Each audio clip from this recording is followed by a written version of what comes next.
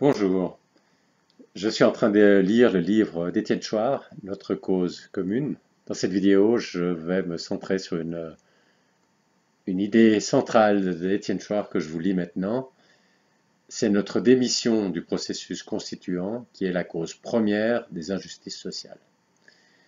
Et ça me paraît être une idée extrêmement importante pour tous ceux parmi vous qui se battent sur des sujets spécifiques, concrets, économiques, problèmes sociaux ou bien de problèmes écologique par exemple ou autre encore, c'est très important de vous demander finalement pourquoi est-ce que vous n'avez pas le pouvoir de résoudre ces problèmes. Et très souvent, vous verrez que c'est parce que le pouvoir, c'est pas vous qui l'avez, c'est les élus. Et la remarque d'Étienne Chouard, c'est que si c'est les élus qui ont le pouvoir, c'est parce que c'est ça qui est écrit dans la Constitution et que ce texte qui paraît sans intérêt, qu'on ne lit jamais, finalement est extrêmement important parce que c'est lui qui détermine le fait qu'en France, le peuple perd tout pouvoir entre deux élections. Et donc, pour ceux qui se battent sur tous des sujets qui sont très différents les uns des autres, ils ont une cause commune, ça c'est donc le titre de ce livre, ils ont une cause commune qui est justement d'instituer nous-mêmes la puissance politique qui nous manque. J'aimerais faire deux remarques. La première, c'est que nous n'avons pas tous le même avis sur qu'est-ce que sont les problèmes et quelles sont les solutions. Et que ça fait que même s'il y avait en France une véritable démocratie, même si par exemple il y avait un véritable référendum d'initiative citoyenne, là vous pourriez soumettre en votation populaire une proposition de solution d'un de ces problèmes, eh bien vous ne gagneriez pas toujours et de temps en temps vous perdriez la votation parce que les autres soit trouvent que ce n'est pas un problème, soit trouvent que votre solution n'est pas bonne. Donc, ce qu'il faut voir, c'est qu'il y a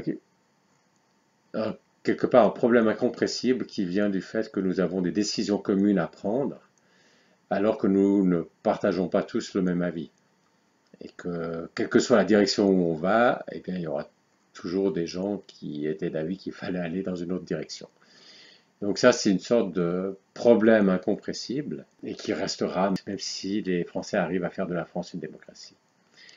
Mais, mais évidemment que s'ils arrivaient à faire de la France une démocratie, ça réduirait les problèmes à ce noyau incompressible et ça éviterait tout ce foisonnement de problèmes supplémentaires et inutiles qui provient de cette distorsion du fait que c'est les politiciens qui ont le pouvoir et que le peuple n'a aucun pouvoir de décision entre deux élections. Voilà, c'était ma première remarque. Et puis la deuxième, elle est sur l'origine de ce désintéressement du peuple pour écrire la Constitution. Étienne Chouard parle de démission, donc du processus constituant, et puis il explique ça par un désintérêt, une paresse, de la peur, de l'ignorance. Je crois qu'il y a autre chose qui explique cette démission du processus constituant. J'aimerais soumettre à votre réflexion mon idée, qui est la suivante. Quand vous voyez le peuple, il faut bien imaginer qu'il est divisé en plusieurs groupes. Chaque groupe a intérêt à consacrer son énergie pour promouvoir ses propres intérêts.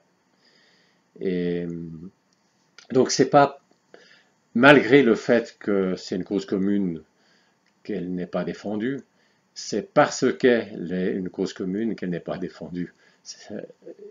Chaque groupe défend ses intérêts particuliers plutôt que la cause commune et laisse les autres défendre la cause commune. Si tous les groupes raisonnent comme ça, évidemment, la cause commune ne va pas très loin. Et pour prendre un exemple, vous avez le référendum d'initiative citoyenne. On sait que maintenant, il y a une large majorité de la population qui aimerait un véritable référendum d'initiative citoyenne. Mais en fait, les sondages montraient depuis très longtemps, même bien avant les Gilets jaunes, qu'une large partie du peuple français voulait le référendum d'initiative citoyenne. Mais seulement, ça n'arrivait jamais dans le premier, comme critère pour le choix aux élections présidentielles, par exemple, ça venait jamais en premier parce qu'il y avait d'autres choses qui venaient en premier, qui étaient les intérêts particuliers de chaque groupe. Et c'est ça, à mon avis, la raison profonde qui explique la démission du peuple par rapport au processus constituant. Et ça, c'est la raison pour laquelle l'élection ne peut en principe pas apporter la démocratie, parce que celui qui sera élu, il sera élu d'après d'autres critères que d'apporter la démocratie.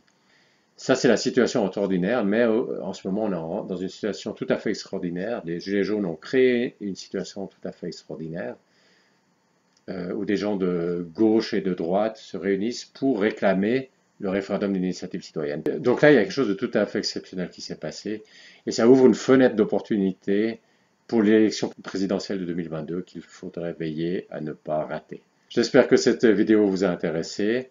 J'en ferai une autre sur ce livre de Étienne Chouard, parce que là, dans cette vidéo, j'ai plus ou moins traité que le titre du livre. À la prochaine.